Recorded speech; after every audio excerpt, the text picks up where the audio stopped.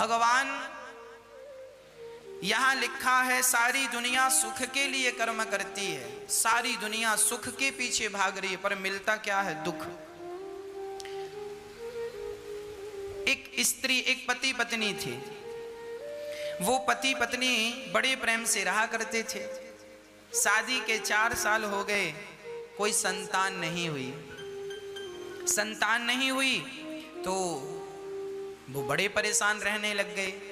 अभी देखो दोनों पति पत्नी हैं, आनंद से खा रहे हैं, बढ़िया 2 पैसे आ भी रहे हैं, कमाओ खाओ मौज करो, भगवान का चिंतन करो, पर उनका मन नहीं लग रहा है। अब उनको लगने लगा एक बेटा होता तो दोनों पति पत्नी ने डॉक्टर को चेकअप कराया, साहब बच्चा क्यों नहीं हो रहा?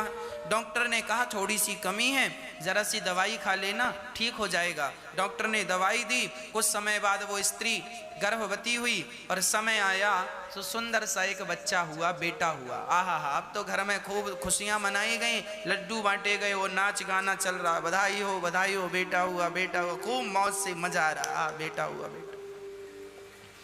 अच्छा, अब बच्चा हो गया ना, अभी ये लोग बहुत सुखी थे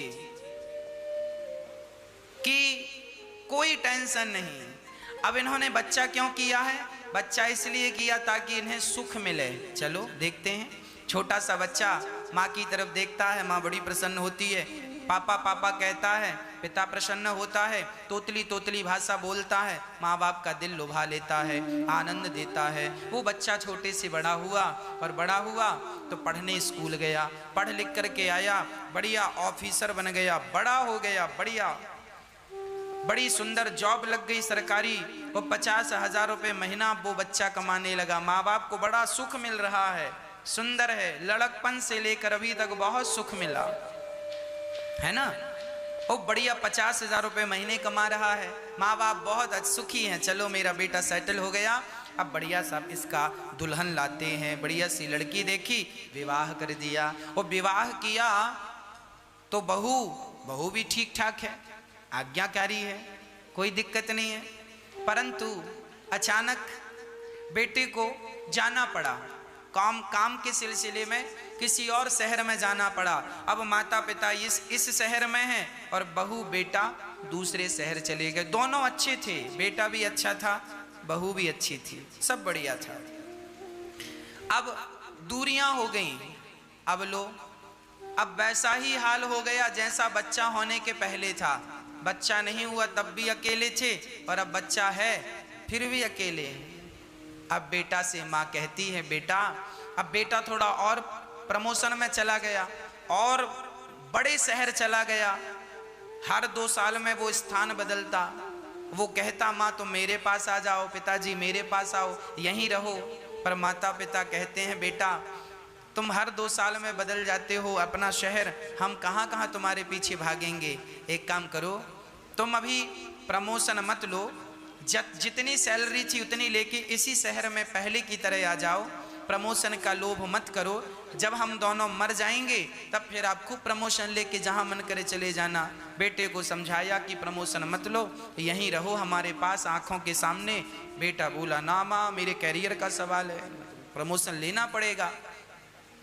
उसका इतना प्रमोशन हुआ कि वो विदेश चला गया, आउट ऑफ कंट्री, भारत के बाहर चला गया और दोनों पति पत्नी वहाँ सेटल हो गए। और यहाँ माता पिता अकेले बस फ़ोन से बात, बेटा कैसे हो, ठीक हो, कब आओगे? माँ अगले साल आऊँगा। अगले साल आया तो 2 दिन के लिए आया, फिर चला गया। अब कब आओगे? 2 साल बाद आऊँगा। 2 साल बाद आया, 1 दिन बाद फिर चला गया। दोनों पति पत्नी बूढ़े हो गए, मरने की स्थिति आ गई।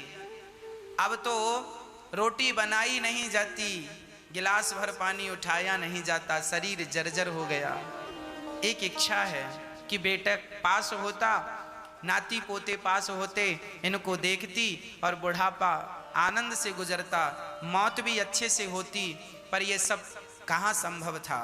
अब तो बच्चे पराये से लगने लगे, बच्चे परदेसी हो गए हैं, कमाने के लिए गए हैं, माँ बाप को भूल चुके हैं, उनके पास माँ बाप के लिए कोई समय नहीं है। माँ बाप ने जो जो उनके लिए किया लगभग सब भूल गए हैं, कोई उपकार नहीं मानने को तैयार है। माँ बाप की इच्छा है कि मैं बच्चों के साथ रहूं, बच्चे मेरे साथ रहें, पर बच्चे तो केवल पैसे के लिए भाग रहे हैं। और अंत में वो दोनों पति पत्नी, उनमें से पत्नी चल बसी, उस पुरुष की, उसकी माँ जो विदेश चला, उसकी माँ चल बसी, माँ चली गई, बूढ़ा बाप फिर एक घर में अकेला। बच्चा नहीं हुआ तो भी तुम अकेले थे, और बच्चे हो गए तो भी तुम अकेले हो। क्या मिला? सारी जिंदगी ये सोचते रहे अब सुख मिलेगा, अब सुख मिलेगा।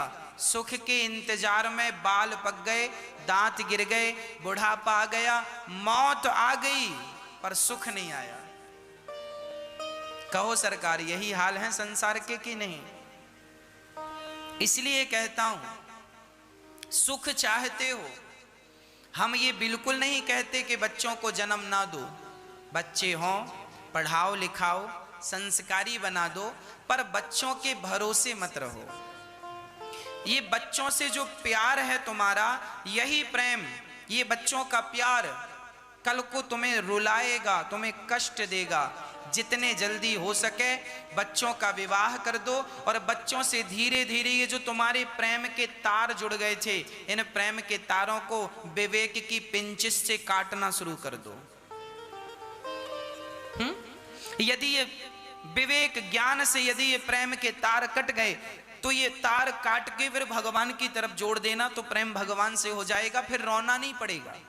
और नहीं, पूरी जिंदगी बेटा के लिए रोइए, बहू के लिए रो, नाती के लिए रो, पोते के लिए रो, व्यापार और बिजनेस के लिए रो, सारी जिंदगी रोते रोते निकल गई।